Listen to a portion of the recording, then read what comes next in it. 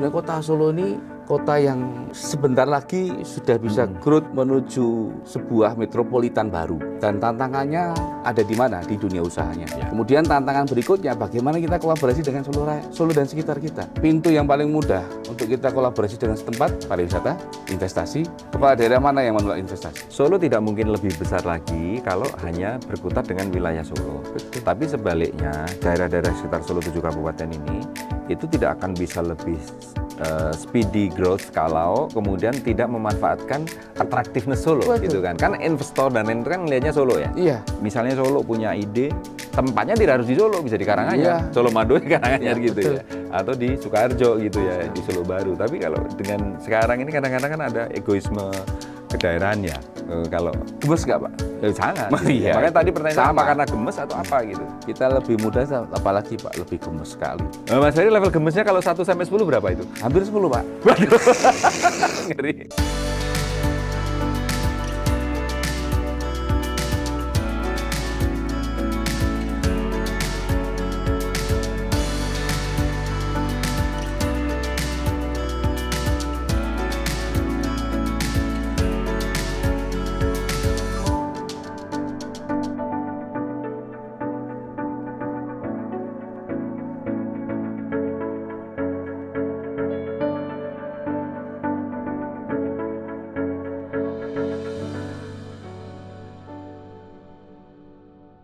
Halo Sobat Indonesia, jumpa lagi di program S-Pos Indonesia, podcast Beyond the Limit bersama saya Arif Budi Susilo.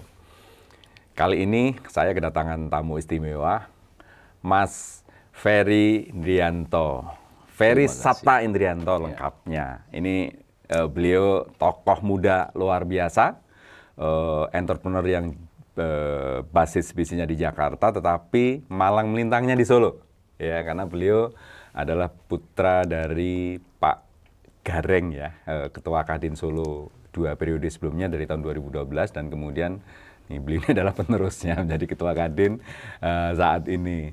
Mas Ferry, apa kabar? Sehat, terima kasih Mas Arif. Ya, terima kasih sudah datang di podcast kita dan nanti kita akan ngobrol banyak mengenai Kadin, mengenai Solo Great Sale dan juga mengenai bagaimana Solo ke depan, Solo Raya. Nah, Mas Ferry boleh cerita sedikit sih, kok penjenengan kok terjun ke dunia usaha ini, background-nya sebenarnya seperti apa sih? Ya tidak. Biar Sobat Indonesia tahu gitu ya. Siap. Ya. Ya awalnya memang kita selalu belajar dari orang tua ya. Tentang apa itu memberikan manfaat, nilai-nilai yang besar untuk sekitar kita. Dan saya banyak ilmu dari dunia usaha.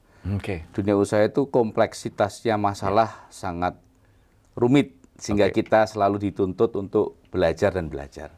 Nah, saya lebih memilih dunia itu. Jadi masuk ke dunia usaha karena bukan karena rumitnya pasti ya. Iya, bukan. Dituntut terus belajar dan tentu memberikan banyak manfaat ya. Karena create job, kemudian mengenerate pergerakan ekonomi dan sebagainya ya. Ya, betul. Karena semuanya terbatas kan, dibatasi oleh waktu, kita harus memiliki prestasi, progres harus kita pantau, ketika ada sesuatu yang di luar progres harus kita perbaiki, dan itu kita lakukan secara terus-menerus. Sehingga apa artinya tentang sebuah tujuan jika prestasi nggak tercapai. Nah, keren. Gitu. Nah, sebenarnya sejak kapan Mas Ferry terjun di dunia usaha? Sejak masih kuliah, saya belajar. Usia berapa itu? Usia sekitar ya 2006, 2007 ya, saya mulai masuk dunia usaha. Berarti sudah hampir 20 tahun yang lalu ya? Iya. Bener berarti kalau gitu Mas Ferry udah malang melintang di dunia ini ya? Sepertinya begitu.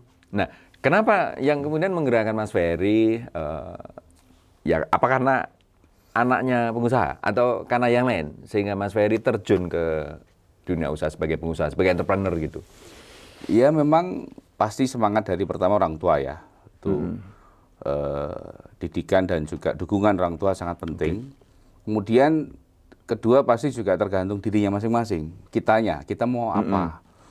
Kalau saya lihat tantangan di dunia usaha memang tidak ada batasnya, no limit. Sehingga kita dituntut untuk selalu melampaui. Kalau kita beyond the limit malah iya, ya. Kita harus melampaui itu. Iya. Melampaui itu. Sehingga ya itulah membuat seorang saya bisa saat ini mungkin ya berkomunikasi, berinteraksi dengan banyak orang. Oh, memang dari awal memang tujuannya ke situ ya, ke menjadi entrepreneur gitu. Ya, awalnya gitu. Jadi bukan pengen ke yang lain atau profesi-profesi yang lain gitu. Sama sekali nggak punya keinginan itu. Ya kita tour of challenge saja. Hidup kita mau apa, kita mengalir aja. Tapi sesuai dengan petuah dari orang tua ya, ajaran di diri saya.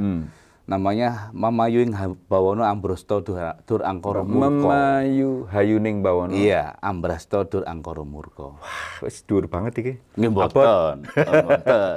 Apot. Itu ya, filosofi ya, itu yang filosofi dipakai. Nah, Mas Ferry ini kan kuliahnya di Jakarta, ya, di Trisakti ya. Tapi besarnya awal kecilnya itu di Solo. Solo. Nah, kecil di Solo, kemudian kuliah di Trisakti. Jadi memulai bisnis itu karena di Jakarta atau memang karena teman atau tidak? Memang saya SD sampai SMA kita ada di Solo, kemudian kuliah di Jakarta pun itu juga memang by design oleh orang tua saat itu. Oke. By design oleh orang tua sehingga memang supaya kita lebih mandiri.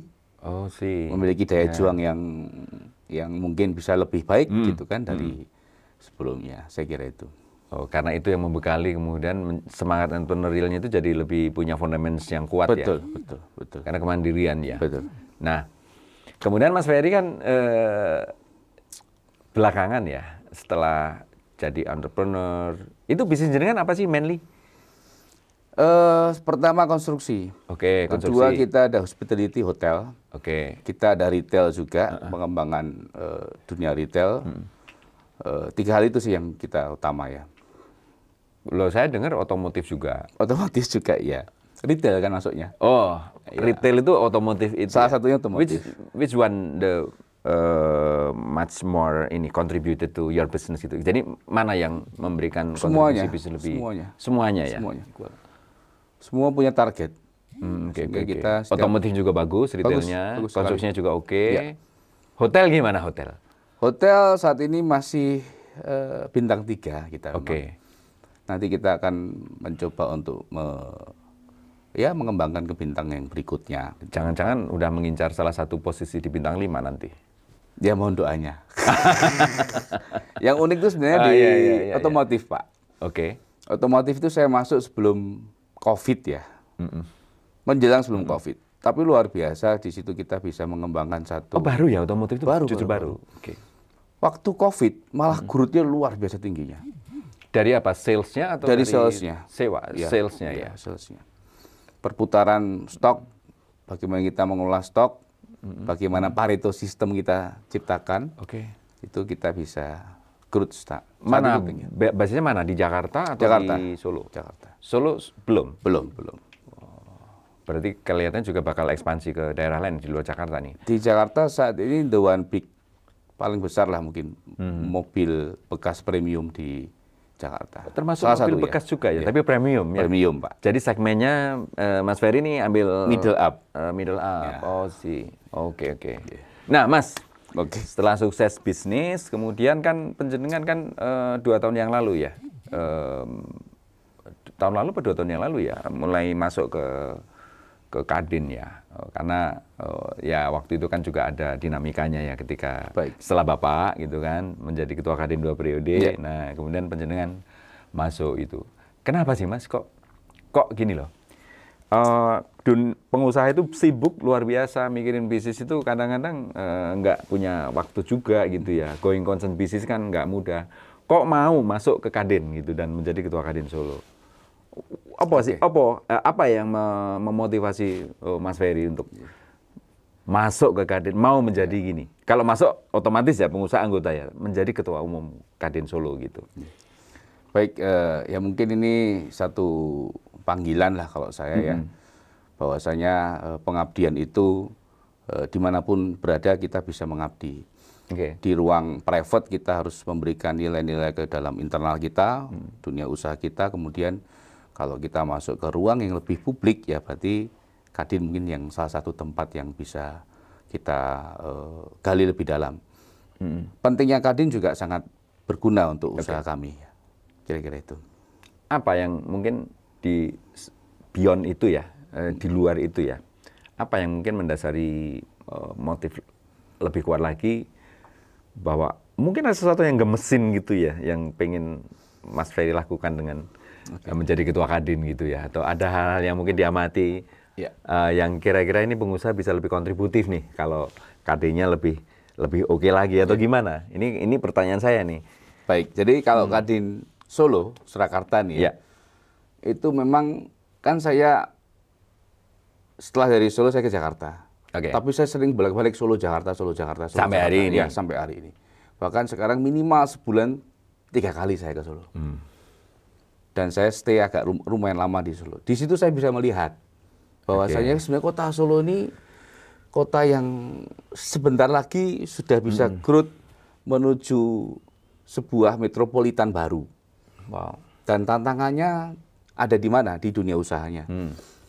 Kemudian saya tertarik di Kadin ya karena di situ kita bisa membuat satu ekosistem atau mengembangkan ekosistem yang sudah ada sehingga semua bisa interkoneksi antara satu dan yang lainnya. Dan itu dengan ekosistem yang saya saat itu ada di Jakarta, di nasional, itu ada satu hubungan yang bisa kita kuatkan di kota Jadi Solo. well connected gitu. Ya. Itu yang menarik sih. Jadi diharapkan nanti Kadin kota ya, Kadin kota. So, kita bicara Kadin kota. Kadin Kota Solo ini akan menjadi partner yang progresif gitu ya untuk bagaimana memanfaatkan tadi opportunity di Solo. Sebagai tadi disebutnya malah saya baru ini nih kembali diingatkan ini bahwa Solo ini metropolitan baru gitu ya. Iya.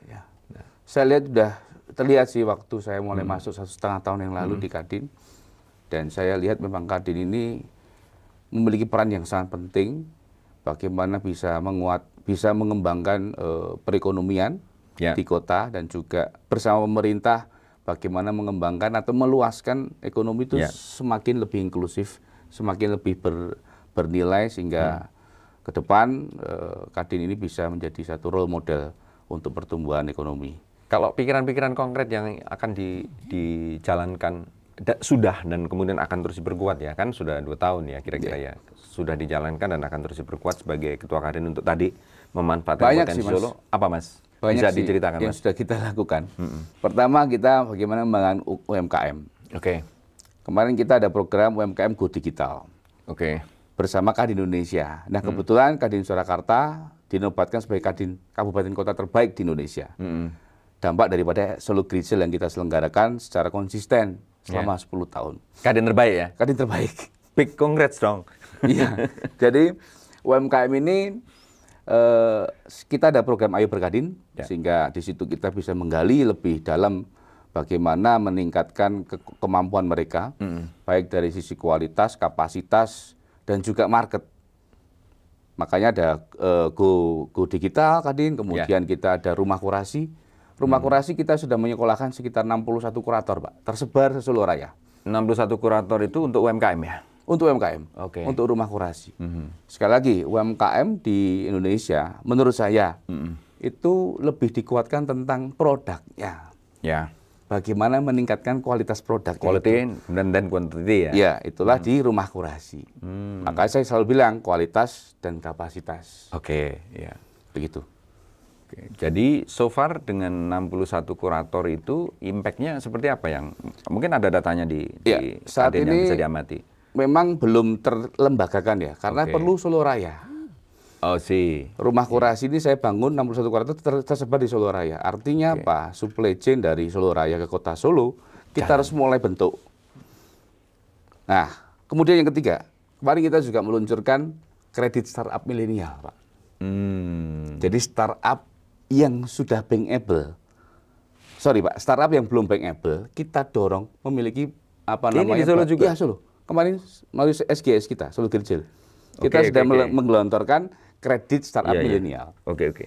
Jadi tidak salah dong Mas, kalau ini saya bicara Solo Pos ya, nggak apa-apa dong, saya juga cerita dikit.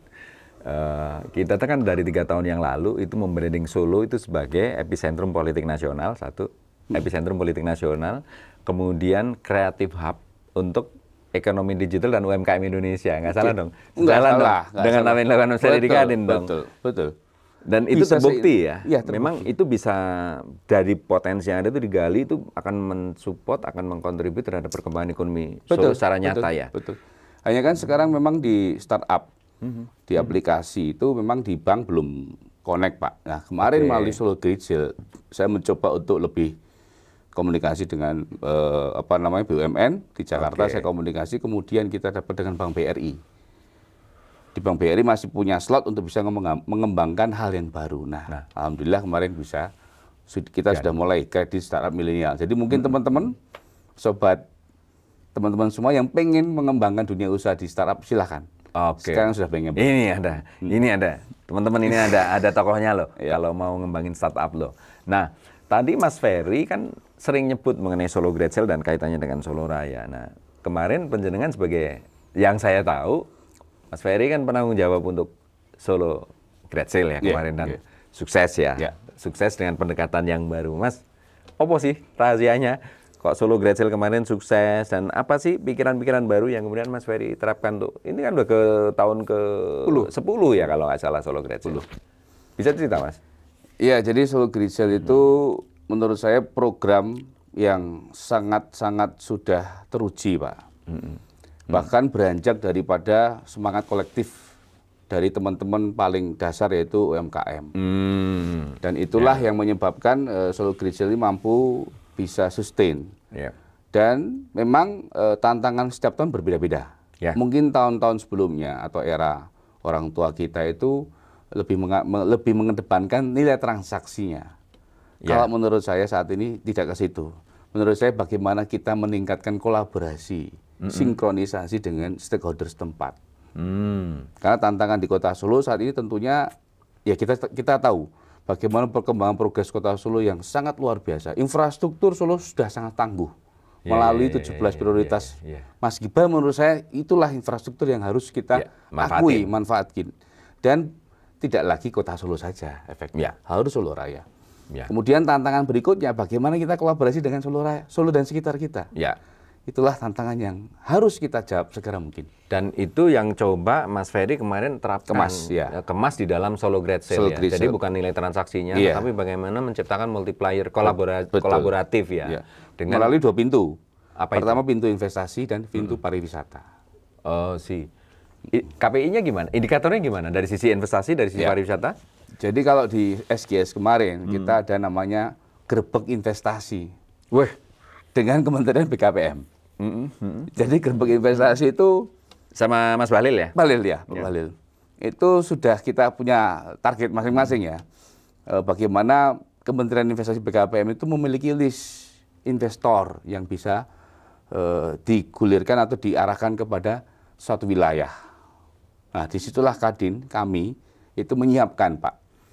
Bagaimana kita kolaborasi dengan setempat. Karena Kota Solo, mohon izin Pak, lahannya sudah tidak tersedia banyak. Sehingga kita perlu kolaborasi dengan daerah lain. Mas, aku masih penasaran, kok namanya aja Solo Great Sale ya? Jual gitu. Jual diskon gede-gedean gitu ya kan, Solo Great Sale. Tapi kok kemudian isunya 2, gerbek investasi, kemudian pariwisata. Ini nyambungnya, mengkoneksinya gimana? Nyambung sekali. Nah, ujung tahu kita. Ujung akhirnya di pertumbuhan. Ini kalau orang biasa susah ini nangkupnya. Tapi ini kalau orang yang beyond gitu ya, berpikirnya visioner pasti ini. Gimana menjelaskannya itu? Jadi namanya Great Sale itu penjualan, aktivitas ekonomi. Bagaimana kita menciptakan pertumbuhan ekonomi. Jadi bukan diskon ya? Bukan. Pertumbuhan ekonomi melalui penjualan. Iya kan, semua transaksi di situ kan, melalui transaksi lah penjualan. Nah, Kadin constraint-nya bagaimana menciptakan pertumbuhan ekonomi atau penjualan tadi atau transaksi tadi itu secara inklusif, Pak. Itu poin paling penting untuk kita sama-sama gaungkan ke masyarakat, ke semua pemangku kepentingan. Bagaimana menciptakan pertumbuhan secara inklusif itu tadi. Nah, kaitan dengan investasi tadi sama pariwisata? pintu yang paling mudah untuk kita kolaborasi dengan setempat pakai apa? Pariwisata, investasi. Kepala daerah mana yang menolak investasi? Iya. Cocok ya. Pertumbuhan ekonomi, Cocok itu. sekarang ini ekonomi backbone-nya nanti ke depan, penggeraknya dari mana? Salah satu investasi. Kalau kita merasa kota budaya, ya kan, berarti pariwisata di situ. Ya. Budaya Kota Solo apa sih? Budaya Jawa apa sih esensinya? Esensinya adalah, menurut saya Pak ya, itu adalah kolaborasi yang berketuhanan. Oke. Sosial masyarakat. Jadi memang penjenengan mau bukan geser ya, coba mau multiplierkan ke kalau mau transaksi bagus, mau penjualan bagus itu ya harus ada investasi yang masuk. Betul. Harus ada kemudian orang datang pariwisata. Jadi ini trilogi ya. Trilogi dari penjualan dengan Solo Great Sale dengan aktivitas pariwisata dan aktivitas investasi gitu. Nah, kemarin ada deal-deal investasi yang masuk nggak ketika Solo Great Sale? Kemarin sama Mas Bahlil? Sama Pak Bahlil itu kita ada sekitar 97 perusahaan Pak dari nasional. Really? Iya. Terus bertemu dengan UMKM Kota Solo. Oke. Kita dorong supaya mereka menggunakan produk UMKM kita. Jadi memanfaatkan momentum atau event Solo Great Sale untuk kemudian partnering ya? Partnering, ya. Jadi investor yang datang itu 97 itu partnering dengan UMKM lokal. Betul. Gitu. Jadi untuk memperkuat landasan future growth-nya mereka gitu. Iya, betul. Keren banget, Mas. Ya, itu yang harus kita lakukan. Oke. Kadin fokus ke situ. Oh, jadi Kadin turun tangannya ke situ ya? Iya. Oke. Nah, Mas, kan tadi juga disebut, ini kalau bicara Solo kan Anda menyebutnya sebagai metropolitan baru. Terus kemudian Solo ini beberapa tahun terakhir, saya juga tinggal di Solo baru 4 tahun ya. Meskipun saya orang asli Solo Keringetan gitu ya. Solo Keringetan, sekolah dan kuliah di Solo, tapi kemudian pergi ke karir profesional saya di Jakarta. Begitu kembali ke Solo setelah pandemi itu 4 tahun yang lalu, mengamati Solo ini luar biasa karena akses ya. Accessibility-nya bagus, kemudian amenity-nya juga oke, meskipun masih kurang, gitu ya. Kemudian yang lain itu activation atau attraction atau apapun namanya ya, itu kan sekarang ini mulai banyak ya. Kemarin sempat ada di Purple apa segala macam sehingga orang datang. Nah, penjenengan bilang potensi Solo ini gede sekali, ekonominya ini luar biasa gitu ya. Bahkan ada semacam sekarang ini kecemburuan Jogja. Jogja oke lah turis datang, tapi turis lokal gitu ya kebanyakan. Nah, mereka ada semacam kecemburuan kok apa-apa sekarang Solo gitu ya. Ya, kebetulan jalan tolnya Solo duluan karena mereka nggak mau ya, baru sekarang dikebut ini. Nah, kalau Mas Ferry sebagai pengusaha, sebagai ketua Kadin dan sebagai warga Solo juga gitu ya, karena tadi besar di Solo kan ya, dari kecil sampai SMA itu kan di Solo, kecuali kuliah di Jakarta. Itu melihat ekonomi Solo kayak apa sih sebenarnya? The realnya gitu ya. Potensi dan lain seperti apa sih? Ekonomi Solo ini bisa kayak apa lagi sih? Ya. Gitu. Kalau ekonomi Solo kan sekarang pertumbuhannya sudah salah satu yang tertinggi lah di Indonesia. Oke. Namun juga sama seperti pengangguran juga angkanya bagus lah di kota Solo ya, berkurang. Artinya poin-poin itulah yang melihat secara terang ya bahwasanya kota Solo ini memang berkembangnya tidak boleh dihentiin oleh sesuatu hal yang mungkin sifatnya tidak terlalu masuk atau relevan lah sekarang ini.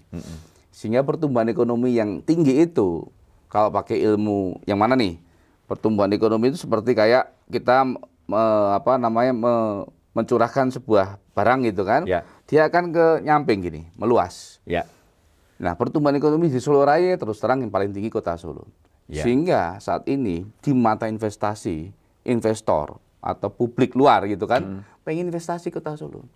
Sehingga saat ini aglomerasi yang saya selalu ingin gaungkan ya, itu bagaimana pertumbuhan sebuah ekonomi itu memang fokusnya pada ada tersedianya sebuah lapangan pekerjaan. Dan bagaimana pertumbuhan itu secara inklusif bermakna dalam sebuah wilayah. Sehingga saat ini saya mengharapkan bahwasanya aglomerasi bukan masalah Solo adalah the highest, no. Tapi bagaimana kita kolaborasi bersama-sama di wilayah tempat kita. Tidak ada ruginya kok. Bahkan ketika nggak teraglomerasi mah ruginya besar. Kalau saya bicara tidak bertumbuh, saya juga boleh dong bicara dampak gara-gara yang tidak relevan tadi, aturan-aturan yang batas wilayah yang nggak relevan itu menurut saya malah membuat kita tidak melupakan esensi utamanya. Oh, artinya gini, potensinya gede, tetapi masih ada tantangan yang harus diselesaikan gitu ya, dalam konteks wilayah. Nih, kan penjenengan nyebut aglomerasi segala macam itu ya. Mungkin perlu dijelaskan sebenarnya aglomerasi itu seperti apa yang konsep yang mungkin secara praktis itu bisa diterapkan gitu. Ya. Jadi aglomerasi itu sebenarnya sesuatu hal yang kita melakukan suatu kebijakan yang mengakibatkan perekonomian bergerak yang pada akhirnya harus kepada masyarakat rakyat yang mendapatkan keuntungan. Kesejahteraan itu harus sepenuhnya untuk masyarakat secara luas. Nah, aglomerasi ini hanyalah sebuah kata-kata, padahal sesungguhnya itu adalah kolaborasi dan sinkronisasi. Jadi artinya itu aglomerasinya itu Solo Raya ya? Solo Raya. Ada 7 kabupaten dan kota. Betul. Itu yang menurut saya. Nah, itu tantangannya apa Mas Ferry? Tantangannya untuk bagi saya merealisasikan ini, karena kayaknya sih sudah beberapa kali ini diusung, diangkat, termasuk oleh Mas Wali sekarang gitu ya, Mas Wapres lah ya, oleh Mas Wapres gitu ya, dan sepertinya gairah atau sambutan atau respons dari para bupati itu kok kayaknya kurang menggembirakan, padahal sebetulnya kalau keterbatasan Solo ya, wilayah yang sangat terbatas ini, nggak ada industri, nggak ada manufacturing industri yang signifikan di Solo. Nah, kan bisa memanfaatkan 7 surrounding region ini yang kemudian ini akan bisa melejit loh, melompat gitu loh, pertumbuhan ekonomi wilayah yang dihuni oleh 7 juta, sekarang 7 juta pasar gitu loh. Gimana Mas, bisa didalami lagi dari sisi ini? Bagi saya tantangannya tinggal mau tidaknya kepala daerah untuk maju bersama. Karena kita mau bawa konsep dari mana? SDGs, Sustainable Development Goals, itu semuanya ada. Bagaimana kita melihat sumber daya nyata kita ini di kota atau di wilayah kita itu sebagai jurumudi penggerak ekonominya. Bagaimana kita bisa meningkatkan kemitraan. Sehingga apa yang bisa masuk dalam sebuah wilayah itu harus bermitra dengan lokal kita. Sehingga dalam aglomerasi, tantangannya sesungguhnya adalah mau tidak sih kita pengen maju bersama. Mau tidak kita memanfaatkan atau mengoptimalkan kemampuan atau optimalisasi dari potensi wilayah kita. Menurut saya itu yang sangat harus kita tanyakan kembali ke teman-teman para pemangku kepentingan. Jadi aglomerasi bukan sebuah harus siapa yang ketua, tapi dengan kajian, kita juga beranjak daripada kajian-kajian yang sudah kita. Saat ini kami, Kadin, Surakarta juga mengajak UNS untuk mengkaji secara nilai ekonomi. Dari aglomerasi, supaya kita bisa melihat secara akademisinya ya. Bagaimana angka-angka ekonomi itu bisa memberikan dampak setelah aglomerasi itu, atau aglomerasi itu tidak bisa kita laksanakan, kerugian dan keuntungannya apa. Dan stakeholders yang mesti dilibatkan siapa saja untuk mewujudkan ini. Karena gini ya, kalau bicara ini seperti yang penjenengan jelaskan tadi, aglomerasi itu kan isu dari beberapa daerah seperti Bandung Raya, kemudian Semarang Raya, kemudian kalau Surabaya Raya gitu ya. Nek Jakarta itu kan Jabodetabek gitu ya.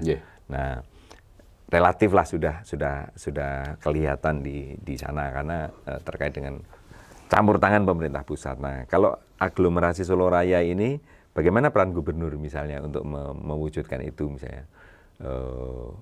Atau kalau misalnya bypass tidak gubernur, bagaimana peran mungkin pemerintah pusat untuk mensupport itu? Hal-hal yang seperti ini, Mas Ferry diskusikan nggak dengan pihak-pihak terkait gitu?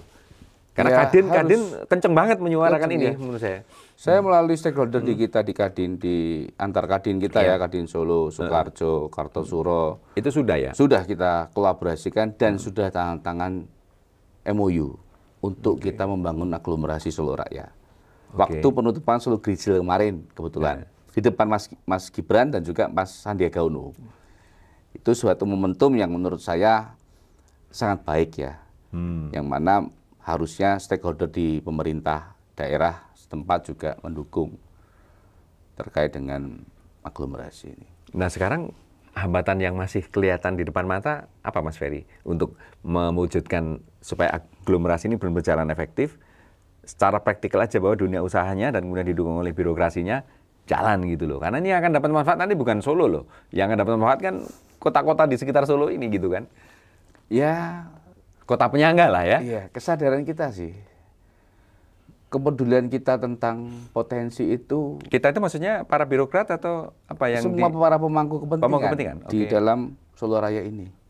Perlu kita ingat loh, pemerintah itu sudah melakukan keputusan atau kebijakan yang luar biasa berat, yaitu pemilu serentak. Ya. Itu juga kita harus maknai bahwasanya nanti harapannya adalah ketika pemerintahan baru, itu dari pusat sampai daerah itu semua start from zero. Bareng-bareng dari awal, sehingga sinkronisasi harusnya lebih bisa diwujudkan. Kalau konsepnya udah jelas ya? Iya, sebelumnya. Sehingga harapannya dengan, saya sampaikan ke teman-teman dunia usaha dan organisasi asosiasi semuanya di Solo Raya. Pemerintah udah duluan loh mengambil keputusan itu. Kita sebagai pelaku usaha, dunia usaha harus lebih cepat ketimbang mereka. Karena kenapa? Potensi itu harus kita tangkap sebelumnya loh. Kalau pengusaha begitu, Pak. Iya. Gitu. Harus berada di depan kurva. Oke. Itu optimisnya harus lebih optimis. Iya. Apalagi pengusaha masih muda lagi. Haruslah. Jadi optimis ya kalau ini konsisten terus, aglomerasi Solo Raya ini akan bisa dijalankan. Ya kita harus optimis dan saya yakin karena sekali lagi ya Pak, kalau kita bicara lebih agak sedikit lebay lah ya. PBB itu kita bicara SDGs, Sustainable Development Goals itu masih di awang-awang Pak. Kalau menurut saya kota Solo itu sudah depan mata. Nah, bagaimana itu lebih konkret kan, bukan di awang-awang kan? Depan mata. Bagaimana kita mengolah potensi ini, tapi secara wilayah itu satu kesatuan dengan Solo Raya. Kita harus berbagi. Intinya adalah tidak boleh ada yang tertinggal bagi saya Pak ya. Setiap mekanisme proses, no one left behind, tidak boleh tertinggal. Kemudian dua, kita harus komit, kita harus menggunakan sumber daya yang ada di kota kita. Dan itu powerful. Jika sumber daya itu belum mampu atau saja, kita buka kemitraan. Monggo, bermitra partnership dari nasional ke lokal, itu yang kita harus mulai gerakan, mulai kita kerjakan sekarang ini. Mas Ferry sebagai ketua Kadin terkait dengan tadi ya, gagasan Kadin yang kencang banget menyuarakan aglomerasi ini ya, karena terus terang memang kontribusi ekonominya itu akan besar kalau ini bisa ini. Penjenengan ada lobby-lobby atau pendekatan ke para bupati di Solo Raya atau gimana? Ya nanti harus begitu. Dan sudah mulai kita sudah mulai dengan ya? melalui Kadin antar wilayah kita sudah kita lakukan. Melalui Kadin ya, Kadin masing-masing ketua Kadin gitu ya. Sudah. Jadi ada semacam leadership di Kadin Solo ya untuk kemudian mendorong supaya ini terwujud gitu ya. Karena Anda kan melihat dari perspektif manfaat ekonomi yang besar gitu dari aglomerasi. Sayang Pak. Sayang sekali. Apalagi 7 juta pasar itu ya, kalau kita lihat Solo ini kan saya amati daily activity pedagang-pedagang itu kenceng ya, gila. Ini ada orang jualan aja pinggir jalan tuh kadang-kadang bisa sampai omsetnya mungkin puluhan juta itu dalam satu hari gitu ya, kalau ngelihat yang dijual hari itu gitu ya. Dan karyawannya banyak gitu ya. Nah, kalau hal seperti ini di-manage dengan links yang kuat antara investment, trading, kemudian tourism, kemudian tambah satu lagi manufacturing dan agriculture-nya. Solo yang dua ini kan nggak ada di Solo. Gitu ya. Kalau ini bisa powerful, 7 juta itu lebih gede dari Singapura. Betul sekali. Singapura cuma 6 juta Mas Ferry. Iya kan? Tapi dia bisa manfaatin kemarin ngundang Taylor Swift aja gila-gilaan itu 1 minggu gitu ya. Kalau ini benar-benar ini misalnya Solo punya ide, tempatnya tidak harus di Solo, bisa di Karanganyar, Solo Mado di Karanganyar gitu ya, atau di Sukoharjo gitu ya, di Solo Baru. Tapi kalau dengan sekarang ini kadang-kadang kan ada egoisme kedaerahan ya, Kalau Gemes nggak Pak? sangat. Iya, Makanya itu. tadi pertanyaan saya, apa Sama. karena gemes atau apa gitu? Kita lebih muda, apalagi Pak, lebih gemes sekali. Mas Ferry level gemesnya kalau 1 sampai 10 berapa itu? Hampir 10 Pak. Waduh. Ngeri. Berarti udah Itu hampir gemesnya 10, Pak. udah gemes Udah. banget itu. Iya. Jadi harus Sayang. segera diterobos ini, Mas. Nggih, nggih. Nah, kalau Mohon melihat dukungannya. gini, Mas Ferry sendiri as a professional gitu ya, pengusaha ini. Saya kayaknya kaitannya dengan itu semua. Jadi aglomerasi Solo Raya ini kalau tidak di bawah leadership yang strong pasti nggak akan bisa. Ya. Bahkan kemarin sempat ada ide provinsi Solo Raya dan sebagainya. Ada kaitan nggak dengan itu? Ya itu kan satu kegemesan yang mencapai maksimal sehingga orang berinisiatif itu ya. Ngomongin supaya itu ya. membangun provinsi Solo Raya gitu ya. Mungkin Pak ya. Karena potensinya gede loh. Ya, ya. Tapi ya sekali lagi ya, momentum ini Ya. itu kita harus menganggap sebuah urgensi bersama. Kita harus melihat mutual understanding itu mulai kita bangun Pak, secara kewilayahan kita. Ya saya bahasa Jawanya getok tular lah Pak. Saya harus getok tular kepada yang lain. Dan saya menangkap satu signal-signal teman-teman itu sudah mulai mengerti tentang pentingnya aglomerasi ini. Sudah Pentingnya mulai ya? Sudah mulai bergerak Pak. Dan saya sendiri selaku Kadin Surakarta pun juga tidak berhenti. Saya terus berkomunikasi dengan nasional Pak dan kementerian. Intinya bahwasanya momentum ini tidak 2 kali terjadi. Saya lihat secara kacamata saya bahwa risiko terbesar di Kota Solo sudah depan mata. Ya. Sayang sekali apabila banyak investasi, pengembangan wilayah kita itu terhenti oleh karena ego masing-masing. Dan Solo akan stuck. Ya, Solo akan stuck. Sudah relevan lagi untuk kita mementingkan sebuah batas wilayah. Menurut saya Pak ya. Ya.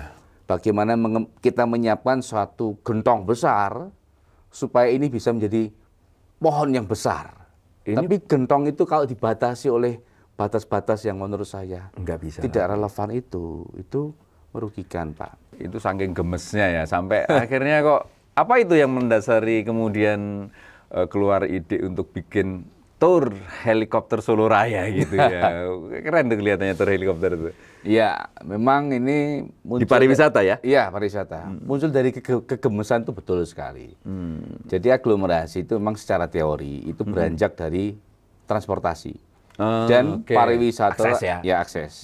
Pariwisata itu juga sama, juga harus borderless gitu Ya. kan. Nah, ide helikopter Solo Raya ini juga saya ambil dari Bali.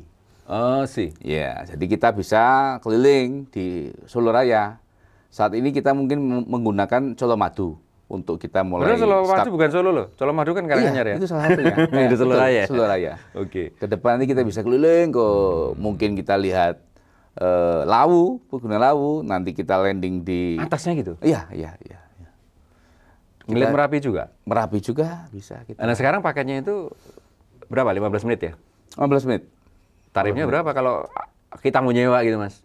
Sebenarnya bukan masalah mahal atau menitnya ya, tapi memang lebih kepada kita pertama kali ini menyampaikan bahwa nyaman dan aman.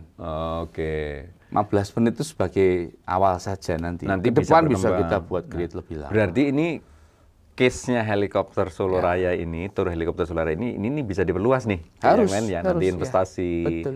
kemudian juga hal yang lain ya, Betul. untuk dieksekusi menjadi aglomerasi yang benar-benar bermanfaat untuk ekonomi Solo Raya Solo gitu Raya, ya. betul.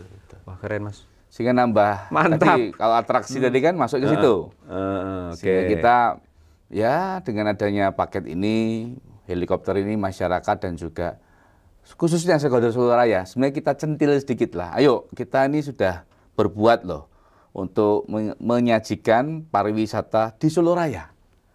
Kan gitu. Kita siap untuk kolaborasi ke wilayah semuanya. Mau ke Tangmangu bisa, mau ke Wonogiri bisa. Ke Waduk Gajah Mungkur juga iya oke ya? bisa gitu. Jadi Mas Ferry ini tantangannya untuk aglomerasi ini sebetulnya tinggal menyamakan persepsi dalam hal mutual benefit ya. Iya, Karena iya. Solo tidak mungkin lebih besar lagi kalau hanya berkutat dengan wilayah Solo. Betul. Tapi sebaliknya daerah-daerah sekitar Solo 7 kabupaten ini itu tidak akan bisa lebih speedy growth kalau kemudian tidak memanfaatkan attractiveness Solo, Betul. gitu kan? Kan investor dan lain itu kan melihatnya Solo ya. Iya. Nah, tapi kalau Solo nggak berkembang, hanya dikungkung oleh batas wilayah itu nggak bisa ini. Jadi pesan-pesan muncul benefit ini gimana membangunnya? Bahwa itu juga menjadi kebutuhan daerah-daerah di luar Solo, kebutuhan Solo dan juga kebutuhan daerah luar Solo gitu. Ya memang bicara sejarah ya, bahwasanya Solo itu kan satu wilayah yang luas. Ya. Bagaimana Mataram Islam juga menjadi center of Indonesia saat itu. Ya. Di kota Solo juga. Artinya sejarah mungkin berulang lah, Pak. Kembali Saya ke masa, harapannya juga itu. secara wilayah kembali ke masa lalu. Kartosuro dulu kan kerajaannya, toh? Iya. Sekarang Soekarjo. Betul. Masyarakat harus paham bahwasanya memang jas merah itu penting. Mungkin Ya. belajar dari jas merah. Jadi pesan-pesan muncul benefit ini yang terus perlu digelontorkan ini. Harus, Pak, harus. Nah, kalau kembali ke Solonya sendiri, Mas Ferry kan ngelihat Solo sendiri sebenarnya kayak apa sih? Kedepannya kan ada tantangan mau pilkada apa segala macam. Untuk tadi related dengan tadi itu, gimana supaya Solo sendiri berada di depan gitu, menjadi leaders dalam konsep aglomerasi ini? Saya kira Mas Wali Kota Gibran sudah berupaya maksimal. Ya.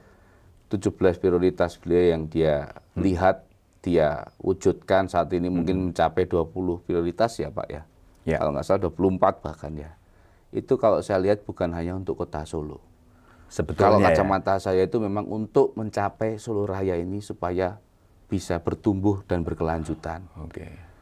Karena apapun Pak, yang namanya kita menggagas sebuah pertumbuhan ekonomi, itu memang fokusnya pada akhirnya adalah ada tidaknya lapangan pekerjaan.